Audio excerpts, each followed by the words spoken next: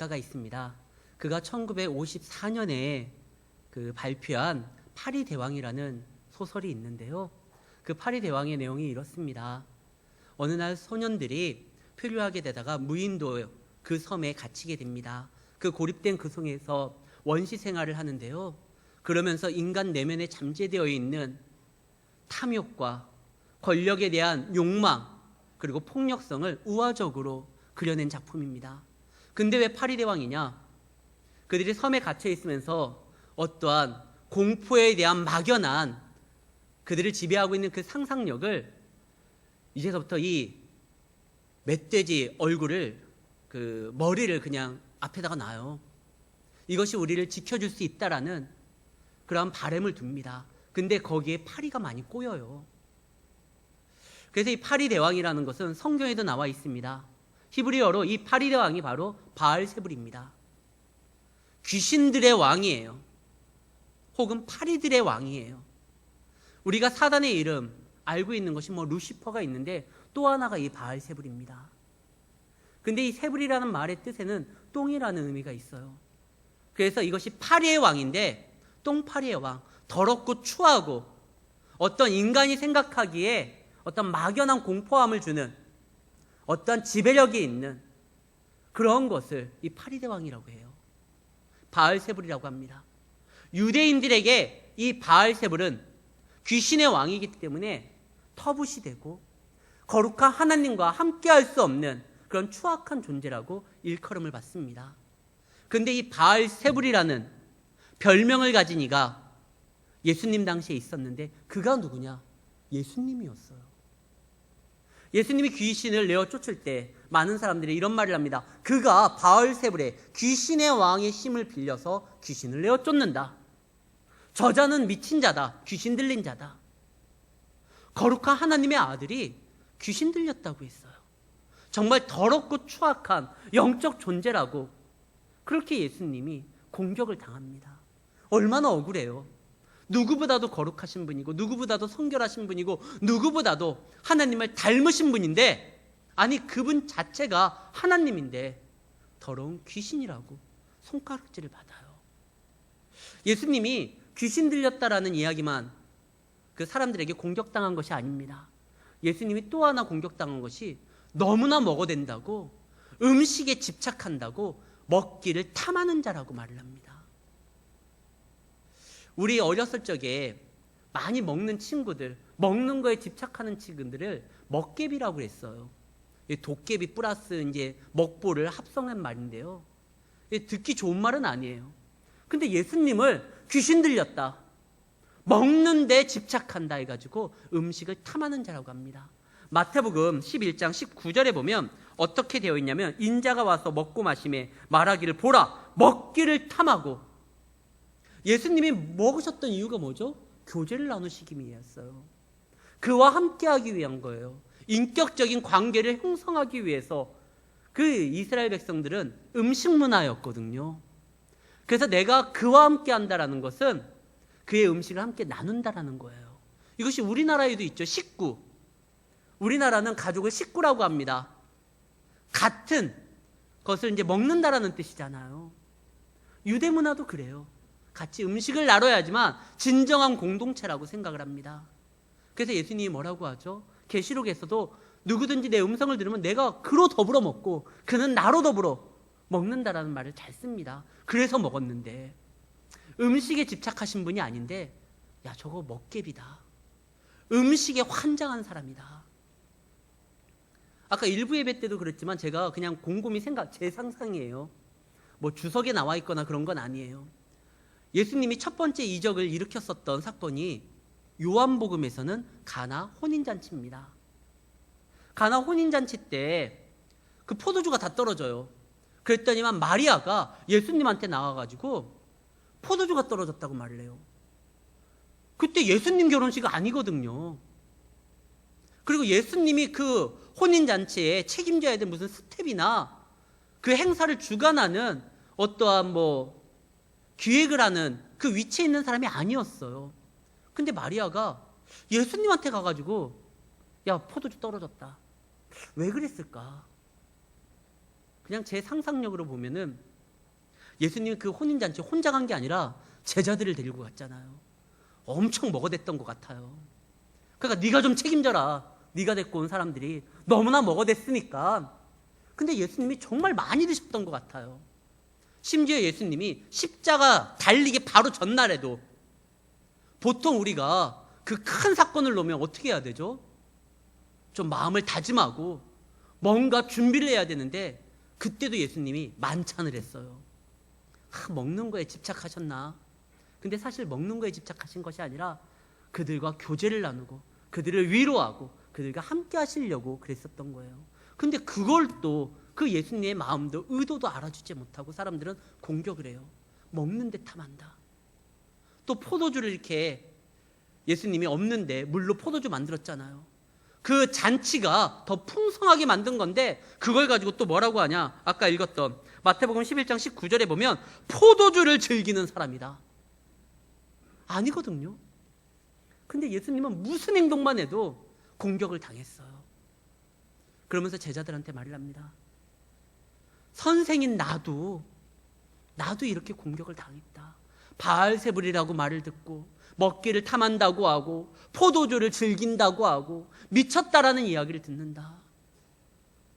제자가 선생보다 나은 대접을 받지 못한다. 청춘어람이라는 말이 있잖아요. 제자가 스승보다 나을 때 쓰는 말입니다. 현실 세계에서는 그런 사람들이 많아요. 스승보다 제자의 업적이 더 큰 경우가 많아요.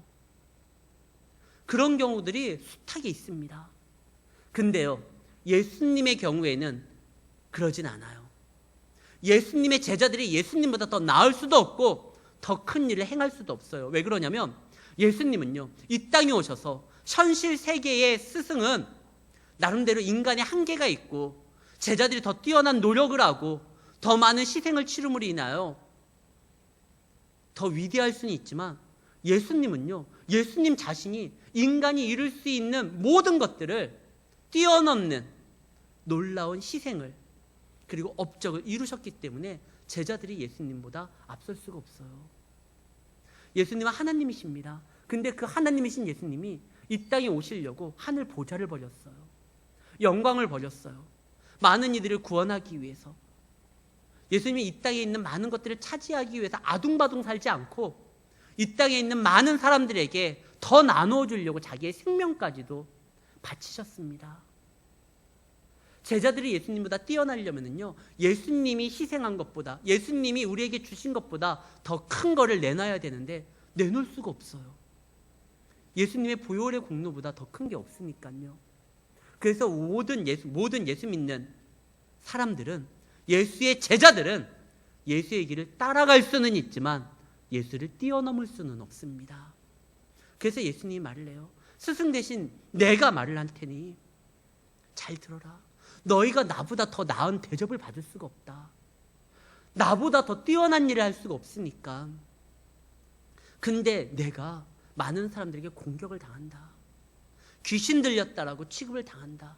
하물며 너일까? 그러니까 이상하게 생각하지 말아라. 이 얘기를 하는 거예요. 실제로 예수님은요, 이제 제자들에게 왜 이야기를 자꾸 반복하려고 하면 제자들이 지금 이상한 기대감을 갖고 있거든요. 예수님이 공격을 당하지만 그 외에 또 예수님이 존경도 받고 많은 무리들이 따르기도 해요. 지금 지배층들한테는 공격을 당해요. 그러나 예수님을 따르는 사람들이 많으니까 제자들이 예수님, 당신의 나라가 임할 때 우리를 당신의 오른쪽에, 당신의 왼쪽에, 당신이 세우는 나라의 내각의 장관으로서 세워달라고, 높아지려고 자꾸 생각을 해요. 근데 예수님이 아니다. 저들이 순간 지금 나를 따르는 것처럼 보이지만 내가 십자가에 달리는 그 순간 다 나를 떠날 것이다. 내가 가는 길은 영광된 길이 아니라 희생의 길이고 고난의 길이다.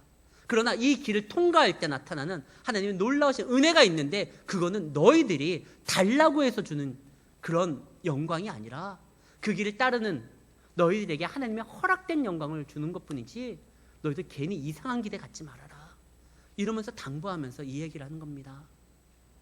너희들 나를 따를 때 많은 기대치가 있을 텐데 고난이 올 거야. 그건 당연한 거야. 내가 받았으니까. 너희도 그 고난 중에 처하게 될 거야. 이상하게 생각하지 말고 그 고난의 길을 감당하면서 나아가라. 그러면 하나님이 너희를 지켜줄 것이고 보호해 주실 것이다. 이 말씀이 바로 오늘 본문의 전체적인 내용입니다. 실제로 예수님은요, 세상에서 조롱을 당했어요. 마태복음 27장 29절에 보면 그 잔혹한 로마 군병들이 예수님의 옷을 벗기고 예수님에게 매질을 하고 예수님 머리에 가시면류관을 씌우고 왕이 드는 그 훌 대신 어디에서 갈대를 꺾고 와서 그 갈대를 쥐게 하고 우리의 왕이여 하면서 조아리면서 예수님을 굉장히 수치스럽게 조롱하면서 움직였어요. 우리가 예수를 믿을 때 모든 것이 다 하나님 안에서 만사형통하여 하나님의 은혜 가운데 살아가게 되고 많은 사람들이 우리를 인정하고 우리를 응원할 줄 알지만 그러지 않아요. 우리를 더욱더 힘들게 하고 어렵게 만듭니다. 왜 그런지 아십니까?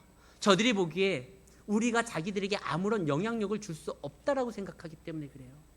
만약에 로마 군병이 지금 자기들이 조롱하는 이 예수님이 만왕의 왕이시고 하나님의 거룩한 아들이시고 모든 것을 창조하신 창조주 하나님이라는 걸 알았다면 그렇게 못해요. 감히 어떻게 예수님을 조롱해요? 예수님에게 어떻게 매질을 해요? 그분이 생사여탈권을 주셨을 뿐만 아니라 앞으로 일어날 모든 영원한 세계의 주인이란 걸 아셨으면 그러지를 못해요. 모르니까 이러는 거예요.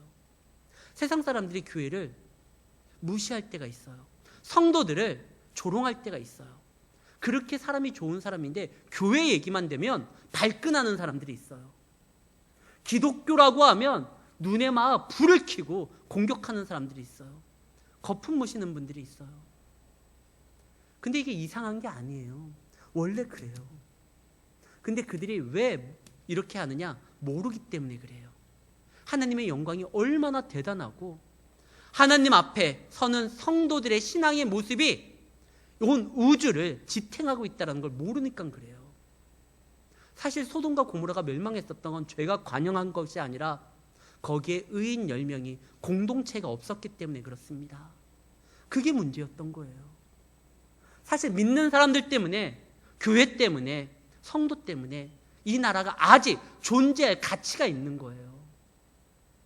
근데 그걸 모르니까 자꾸 공격을 해요. 그러면서 말을 하죠. 제발 좀 모이지 말아라. 지금 코로나 사건 때문에 어려움을 처하고 있는 상황 가운데 많은 사람들이 칭찬하고 박수치는 그런 부류들이 있습니다. 바로 의료진이에요. 정말 그분들 대단한 거예요. 정말 저도 그분들 존경하고 그들의 헌신과 수고에 감사하며 박수를 칩니다.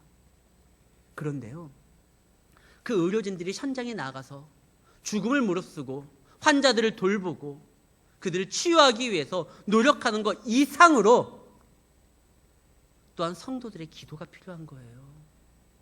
근데 그거를 모르니까 너희들은 모이지 말고 의료진들이 열심히 하는데 거기에만 너희들이 좀 집중하고 좀 자제해라. 아니에요. 성경에 보세요. 아말렉과의 이스라엘 백성들이 전투를 할 때 현장에 나아가서 싸웠었던 이가 누구냐? 바로 여호수아였습니다. 여호수아가 나아가지고요, 생사를 걸고 목숨을 걸고 저 싸움에 특화되어 있었던 전투민족 아말렉과 싸우고 있어요. 이스라엘 백성들은 군대 훈련을 받아본 적이 없습니다. 군사 훈련을 받아본 적이 없어요. 무슨 전략이나 이런 것도 없어요. 하나님께서 명하시니까 오늘날 전쟁은 여호와께 속한 것이라고 그 믿음 하나만으로 나와가지고 싸우고 있습니다. 생명을 걸고 싸워요. 그러나 그 전쟁의 승패는 어디에서 갈리죠? 이스라엘 백성들의 어떠한 전투력에서 갈리지 않아요. 저 뒤에서 모세가 기도를 하는데요, 그의 기도선이 올라갔을 때는 전쟁이 승기를 잡고 그 기도선이 내려가면은 이스라엘 백성들이 밀립니다. 분명히 싸우는 건 현장에서 여호수아와 백성들인데 그 전쟁의 승패는 모세의 기도를 들어주시는 하나님 앞에 달려있기 때문에 모세가 기도할 때 이스라엘 백성들이 이기는 거예요. 그러니까 나중에 아론과 훌이 그 손이 못 내려오도록 옆에서 아예 받칩니다. 그래서 모세가 기도할 때, 그리고 여호수아가 그곳에서 최선을 다하여 싸웠을 때 이스라엘 백성들이 승리를 가져왔었던 겁니다. 세상 사람들은 교회가 아무런 영향력이 없고 자기들에게 무슨 힘을 줄 수 없고 도움을 줄 수 없다고 생각해서 그렇지만, 교회가 기도하기 때문에 이 나라가, 이 지구가, 우리가 살고 있는 이 세상이 아직까지 존재하는 이유가 있는 거예요. 근데 무시한다고 해서 멈추면 안 돼요. 그래도 우리는 기도해야 돼요. 예수님이 조롱당하고 핍박당하고 수치를 당했었을 때 그 가시는 길을 포기하지 않았어요. 끝까지 가셨기 때문에 나중에 회개하고 돌아오는 자들이 하나님 앞에 구원함에 이룰 수가 있었던 겁니다. 우리도요, 누가 뭐라고 해도 기도해야 돼요. 우리 대신, 우리의 그 스승 대신 예수님이 먼저 그 길을 가신 겁니다. 그리고 그 길을 완성하셨어요. 그분이 조롱당해서 우리도 조롱당할 겁니다. 그러나 그분이 승리할 때 우리도 그분과 함께 그 승리의 기쁨을, 노래를 부를 수가 있다는 것입니다. 사랑하는 성도 여러분, 누군가 포기하지 않았었던 그 복음의 길로 나아갔기 때문에 오늘 우리가 복음을 듣게 되었고, 이곳에서 하나님의 자녀로서 하나님을 찬양하고 누군가를 위해서 또한 기도할 수 있게 된 것입니다. 우리도 그래야 돼요. 받은 은혜만큼 베풀어야 돼요. 세상 사람들이 몰라줘도 모르니까 그런 거잖아요. 모르는 사람들을 뭐라고 할 수는 없어요. 그래서 예수님이 뭐라고 합니까? 저들이 모르니까 알 때까지 때려주십시오, 이 말 하지 않고, 저들 모르니까 하나님 용서해 주십시오, 이 말을 해요. 그러면서 구원을 이룹니다. 그러면서 하나님께서는 예수님에게 가장 놀랍고 아름다운 만왕의 왕이라는 지위를 주시고 모든 이름 위에 뛰어나게 하셨습니다. 그 길을 따라가는 우리도 그분을 뛰어넘을 수는 없지만 그분 앞에 그 영광에 참여할 수는 있다는 걸 기억하시고 끝까지 인내하시기를 바랍니다. 교회는 이제 핍박을 당한다 할지라도 더 이상 멈출 수가 없습니다. 왜냐? 예수님이 그 길을 가셨기에 우리도 따라가야 되거든요. 근데 예수님께서요, 우리에게 이런 말씀을 합니다. 그러나 너희들 두려워하지 말아라. 세상이 핍박하고 조롱하고 너희들을 무시한다 할지라도 너희들 두려워하지 말아라. 우리의 두려움은 어디에서 올까요? 내가 하나님 앞에 신앙생활 잘 감당하면서 살아가는 거 참 이거 귀한 일인지 우리도 알지만, 인정하지만 우리가 그런 동안 세상이 우리를 알아주지도 못하고 우리가 취해야 될 것들을 그들이 다 가져가는 것 같아요. 우리가 성경 공부를 할 때, 전도대회에 나아갈 때, 우리가 새벽에 모여서 기도할 때 저들은요, 세상의 모든 좋은 것들은 다 가져가는 것 같아요. 그러다가 내가 하나님 앞에 주님의 모습으로서 세워졌는데 그러면 뭐하나? 나한테 있어야 될 많은 것들이 다 사라질 텐데 걱정할 필요 없어요. 하나님께서는요, 필요하다고 하면 주시는 분입니다. 우리가 잘 기억할 거는 예수님이 예루살렘에 입성할 때 성경에 예언에 기록되기를 예수님이 뭘 타고 가야 되느냐? 나귀를 타고 가야 돼요. 근데 예수님의 제자들 중에 나귀를 갖고 있는 사람들이 아무도 없었어요. 왜 없었을까? 아마 있었으면 벌써 잡아먹었을 거예요. 예수님의 제자들이 얼마나 배고픈 삶을 살았는지, 그래서 예수님의 제자들한테는 나귀가 없었어요. 그들이 시험 들지 않도록. 근데 나귀는 타고 가야 돼요. 그때 예수님이 말합니다. 야, 들어가가지고 나귀가 있으니까 그거 갖고 와라. 그건 도적질이잖아요. 나귀 주인이 뭐라고 하면 어떡합니까? 그때 말해라. 주님께서 쓰신다라고 해라. 이게 말이야 뭐야? 그러다가 이게 니네 주님이 누구신데 하면서 멱살 잡고 끌려가면 어떡하려고? 근데 주님이 보냈잖아요. 보냈더니만 아닌 게 아니라 정말 이 나귀를 끌고 올 때 제발 누가 안 나타났으면 좋겠는데, 슬픈 예감은 항상 현실이 되잖아요. 누가 나타나서 말을 합니다. 왜 내 나귀 가져가느냐? 올 것이 왔구나. 주님이 쓰신다고 합니다. 근데 놀랍게 그러냐고 안장까지 얹혀줘서 보내요. 사랑하는 성도 여러분, 우리가요 필요해가지고 써야 될 거라고 하면, 정말 필요한 거라고 하면 하나님이 허락하십니다. 참 감사한 건 우리가 나귀를 끌고 오지 않아도요, 그동안 3년 동안 이 나귀 언젠가 예수님이 타실 거야 그러면서 제자들이 그걸 지키며 먹고 싶어도 먹지도 못하고 그 나귀를 돌보면서 그러지 않아도 돼요. 미리 다른 사람이 다 준비하고 있다가 필요하다고 하면 쓰게 하나님이 허락을 하십니다. 전 그래서 우리 교회도 크게 염려되질 않아요. 제가 부족한 부분이 되게 많아요. 그래도 하나님이 우리 교회를 통해서 무슨 일을 하면 제가 부족한 부분을 누가 채울 수 있는 그런 분들을 보내주실 겁니다. 하나님이 그런 분이에요. 여러분들, 하나님을 위해서 살아가는 데 있어서 그 기회비용을 세상에서 놓침으로 인하여 세상 사람이 다 차지한다고 해도 걱정할 게 없는 거, 그들이 우리 대신 보관하고 있는 중이에요. 정말 필요하다고 하면 하나님이 주십니다. 그분이 할 거예요. 그러니까 두려워할 필요도 없어요. 너희들이 훈련받고 하는 거 세상 사람들이 알아주지 않는다라고 두려워할 필요 없어. 훈련받으면 반드시 사용될 거야. 오늘 말씀이 뭡니까? 26절. 그런즉 두려워하지 말라. 감추인 것. 너희들이 훈련받는다고 세상에서 마치 떨어져 나가는 것처럼 보이지만 감추인 것이 드러나지 않는 것이 없고 숨은 것이 알려지는 것이 없다. 내가 너희에게 어두운 데서 이루는 모든 것도 광명한 데서 말하며 너희 귓속말로 듣는 거 지배해서 전파하게 될 것이다. 너희들 사용될 거야. 너희들 훈련받는다고 해서 세상에서 잊혀지는 존재가 아니라 반드시 사용될 거야. 모세는요 40년 동안 광야 생활하면서 애굽에서 잊혀지는 존재가 되었어요. 요셉은요 17년간 노예 생활하고 감옥에 있으면서 그의 형제들에게도 잊혀지는 존재가 되었어요. 그러나 때가 되매 하나님께서 그들을 놀랍게 세워주잖아요. 훈련받는 자는 반드시 사용됩니다. 하나님께서 우리를 괜히 고생시키려고 훈련만 시키다가 내어버리지 않아요. 반드시 감추인 것이 드러나지 않는 것이 없고 숨겨진 것이 나타나지 않는 것이 없다라고 말씀을 예수님이 하셨습니다. 근데 우리 주변에요 훈련만 받다가 사라지는 존재들이 있어요. 실제로 그런 사람들이 있어요. 몇 해 전에요 그 선교사로서 훈련을 받다가 선교지로 가는 중에 그 비행기 추락사고로 인하여 죽었던 선교사가 있습니다.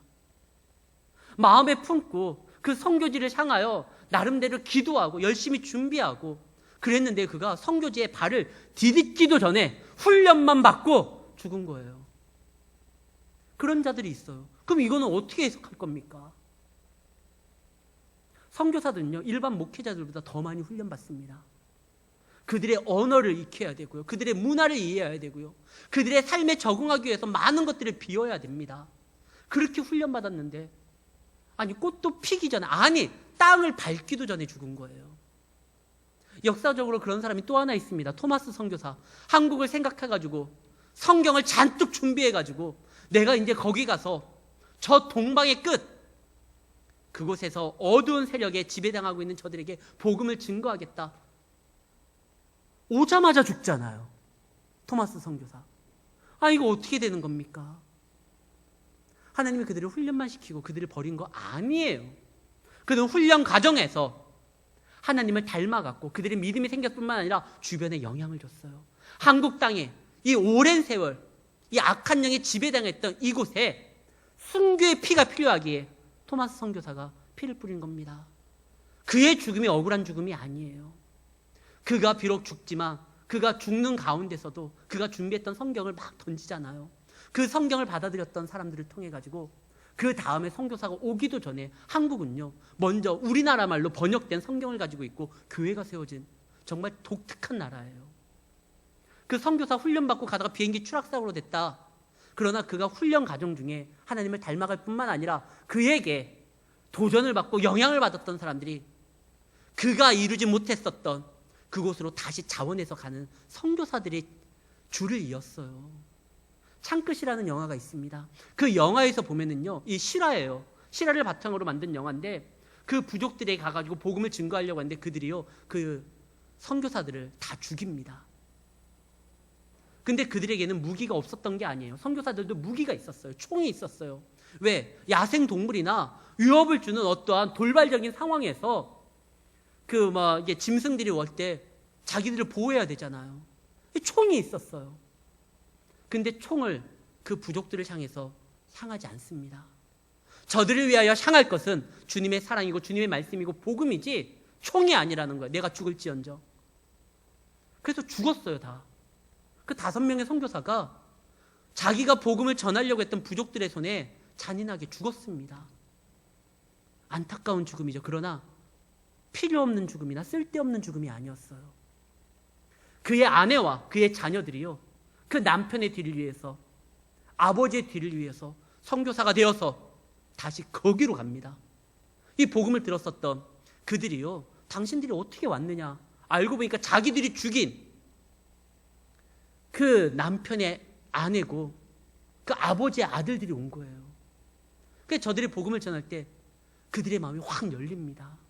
우리는 그를 죽였건만 그들은 우리를 원망하는 것이 아니라 더 큰 사랑으로 우리에게 다가왔을 때, 사랑하는 성도 여러분, 하나님 안에서 훈련된 거 헛되지 않습니다. 우리가 보기에는 낭비인 것 같고 사라진 것 같아 보이지만 그것이 아니에요. 하나님의 미랄이 되어서 반드시 열매를 맺게 만듭니다. 하나님이 어떤 분인데요? 치밀하신 분이에요. 하나님이 어떤 분인데요? 우리를 너무나 사랑하시는 분이에요. 그런 사랑하는 자녀를 훈련시켰을 때 그냥 버리지 않아요. 반드시 그의 믿음이 옳았다라는 걸 인정해 줄 뿐만 아니라 하나님의 영광 가운데 참여하게 할 뿐만 아니라 그를 통해서 큰 역사를 이루시는 분입니다. 그래서 제자들한테 말을 해요. 두려워하지 말아라. 겁내지 말아라. 환난을 당하나 내가 세상을 이겼다. 나를 따르는 너희들도 이길 것이다. 세상이 다 차지한다 할지라도 걱정하지 말아라. 필요하면 채워준다. 너희들이 잊혀진 것처럼 보이지만 때가 참에 반드시 그 믿음이 옳았다라는 것이 증명이 될 것이다. 이 얘기를 하시는 겁니다. 사랑하는 성도 여러분, 두려워하지 마십시오. 무서워하지 마십시오. 세상이 조롱한다 할지라도, 멸시한다 할지라도 우리 선생 대신, 우리의 구주 대신 예수님도 그 길을 가셨습니다. 지금도 예수님은 조롱당합니다. 2000년 전만 옷을 벗기고 매질을 당했던 것이 아니라 21세기 2020년 오늘도요, 세상은요 예수님을 욕합니다. 그분을 따르는 우리는 오죽하겠습니까? 그러나 그분이 승리하셨듯이 우리도 승리합니다. 왜 그러느냐? 그분은 살아계시고 지금도 우리를 응원하실 뿐만 아니라 우리가 사는 모든 것을 그분이 통제하시기 때문에 그렇습니다. 그러면서 성경이 말을 합니다. 너희들 몸을 죽여도 영혼과 몸을 지옥에 보내는 그 하나님을 두려워야지 세상을 두려워하지 말아라. 그리고 그것이 다 통제 안에 이루어지는 일이다. 그러면서 말을 하는 것이 29절. 참새 2마리가 한 아시르온에 팔리지 않느냐. 그러나 너희는 이 참새보다 귀하다는 거예요. 너희 아버지께서 허락하지 아니하시면 그 하나도 땅에 떨어지지 아니하리니 너희에게는 머리털까지 다 세신 바 되었나니 두려워하지 말라. 너희는 많은 참새보다 귀하다. 참새의 거래를 사람들이 주목하지 않습니다. 그때 당시에 참새는 흔하거든요. 값어치가 없어요. 화폐 단위 중에서 가장 낮은 단위가 아시리온이에요. 그 아시리온 하나에 우리나라는 지금 통용은 안 되지만 어쨌든 수치상으로는 그 1원이 가장 낮은 단위잖아요. 그 1원 가지고 참새를 살 수 있는 거예요. 그렇게 하찮은 거래, 지금 뭐 어떤 대기업이 매각이 된다, 아시아나가 어디로 가려고 한다 이러면 모든 세간이 주목을 받지만 이 참새의 거래는 아무도 주목하지 않아요. 그러나 그 아무도 주목하지 않은 그 거래조차도 참새가 땅에 떨어지는 것도 하나님의 허락 아니면은 이루어지지 않는다. 다 하나님의 허락 가운데 역사되는 것이니까 너희들 두려워하지 말아라. 하나님이 실수하지 아니하고 하나님은 통제하지 못하는 예외 상황 때문에 당황하시는 분이 아니다. 사랑하는 성도 여러분, 하나님 우리를 주관하십니다. 그분의 시선은 졸지도 주무시지도 아니하고 항상 우리를 향할 뿐만 아니라 우리를 보호하여 주십니다. 우리가 당하는 환난과 고난이 있다? 하나님의 허락 가운데 이것이 우리 가운데 필요하다라고 당신이 생각하셔서 심사숙고해서 허락된 거예요.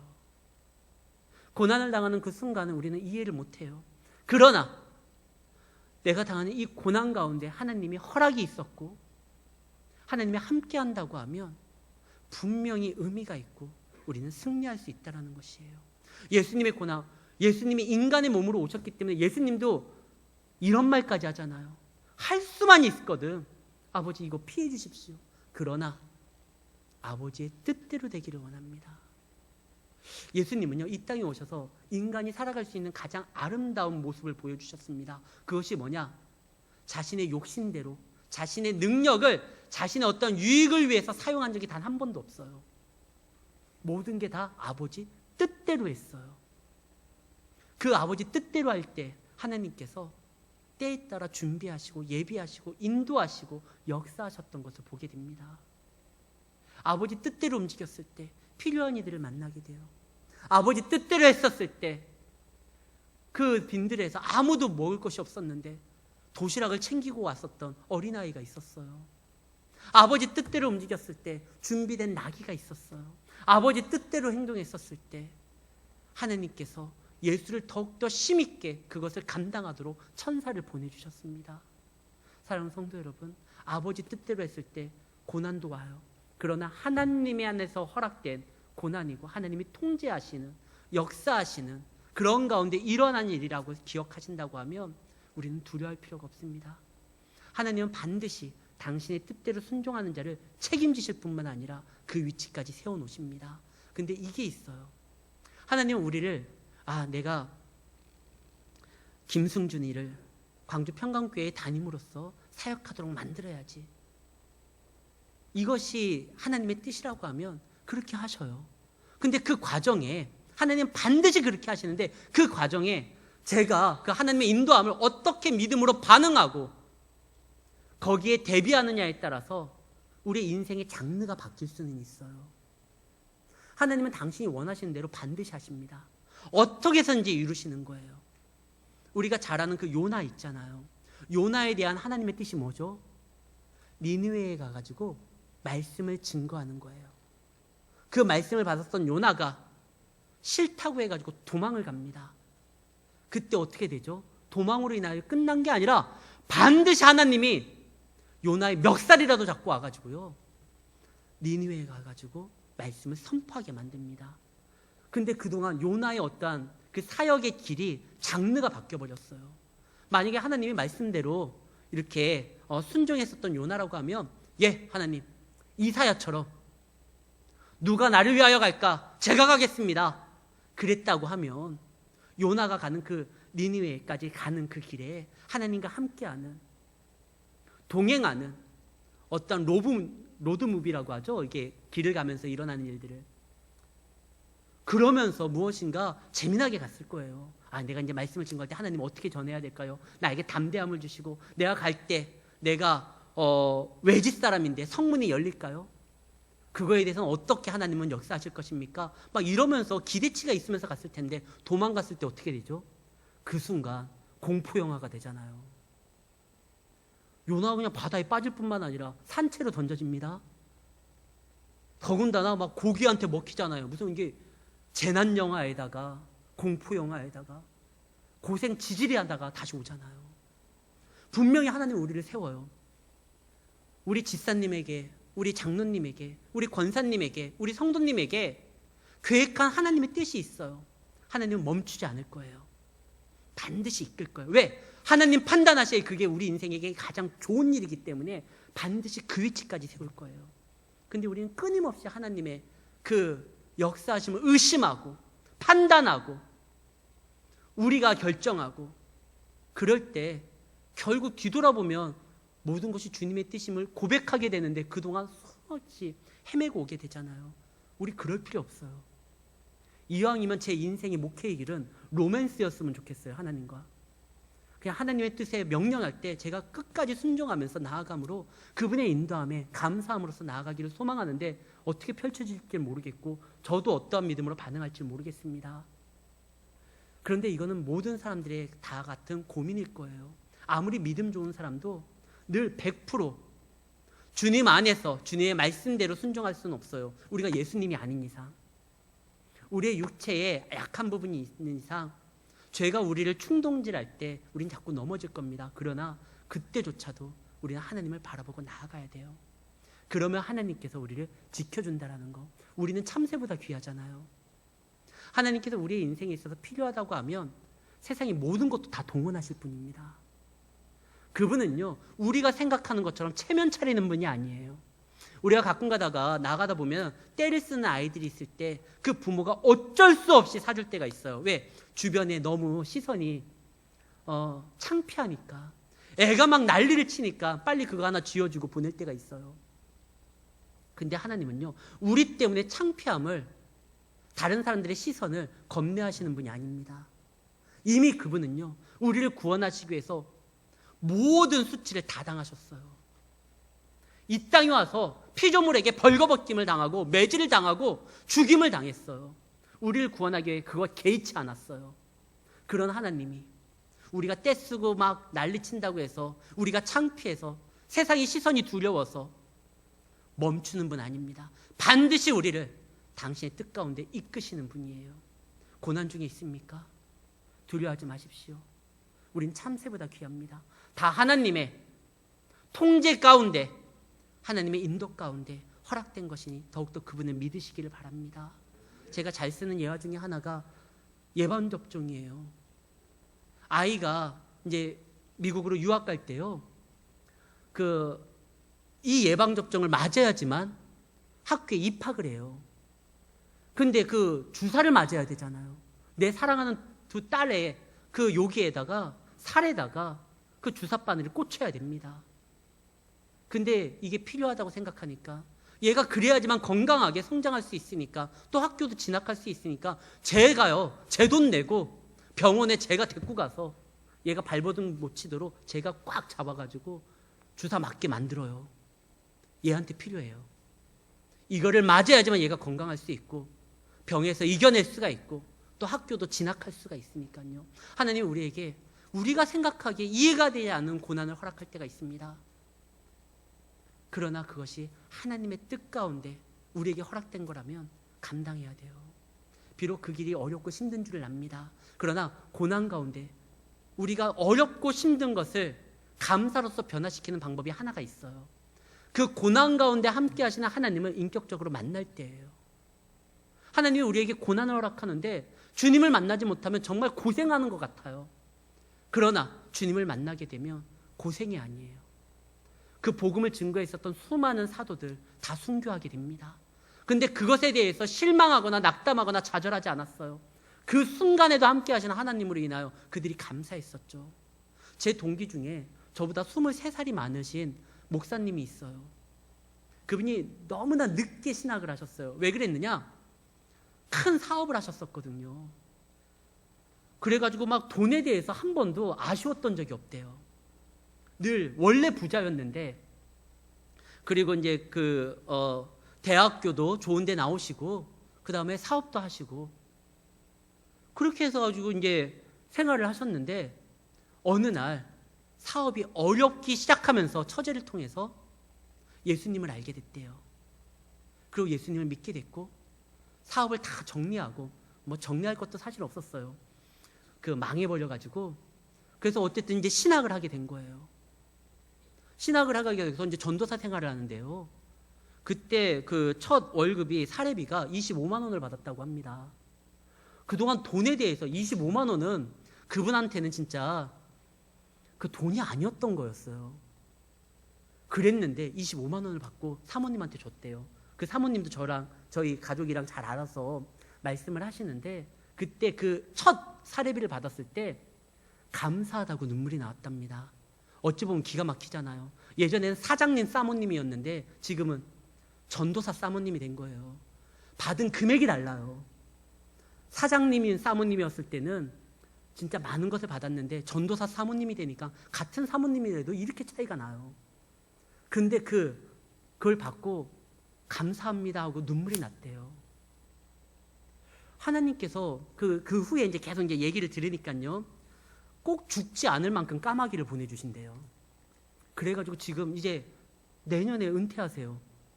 만 70세가 되셔가지고 내년에 이제 은퇴하시는데, 그동안 이렇게 그분이 살아가는 것을 가끔 가다가 얘기도 듣고 보면은요, 하나님께서 채워주는 것 같아요. 사랑하는 성도 여러분, 그분은요 옛날과 비교할 수도 없는 생활에 처해 있지만 오히려 그분이 고백을 합니다. 옛날과 비교할 수 없는 감사와 행복이 있다고.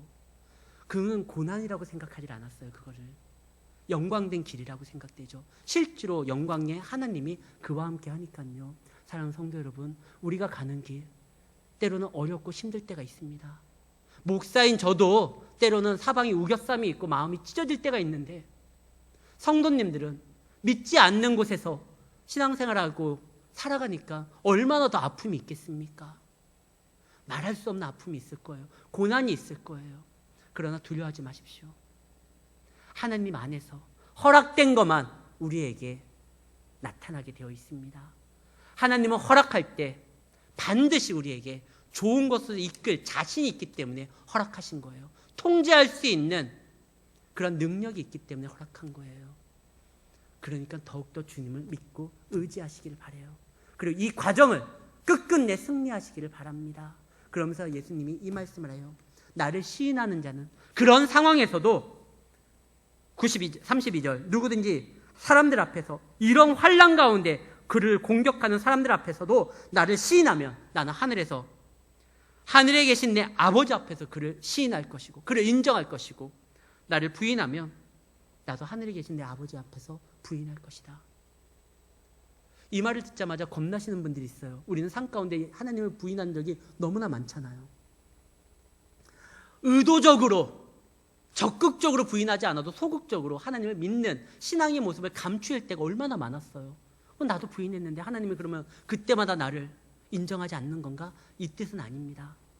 가장 심하게 부인했었던 제자가 하나 나와요. 베드로는 예수님을 3번이나 부인했습니다. 그때 예수님이 어떻게 했죠? 그의 연약함을 아셨기 때문에 그를 다시 찾아가 주셨고 위로해 주셨고 그를 세워주셨어요. 뿐만 아니라 겟세마네 기도에 예수님이 자신만을 위해서 기도한 게 아니에요. 이제 곧 큰 환난 때문에 제자들이 두려워서 다 도망갈 것을 아시기 때문에 특별히 예수님을 부인하는 그 베드로를 겟세마네 동산에서도 같이 기도하자고 한 거예요. 그가 기도하지 않고 잤으니까 문제였지만 그때도 예수님은 그를 위해서 기도해 주셨고 또 변화산 사건의 능력을 보여주시면서 베드로가 두려워하지 않기를 원했던 겁니다. 여기에서 부인은 우리가 자꾸 하나님 난 몰라요 이 정도가 아니라 가룟 유다와 같은 거예요. 우리는 수시로 예수님을 부인합니다. 그러나 그때 예수님 우리를 버리는 게 아니라 우리의 그 연약함을 위해서 우리를 위하여 더욱더 기도해 주시고 우리를 위로하시며 우리를 찾아오십니다.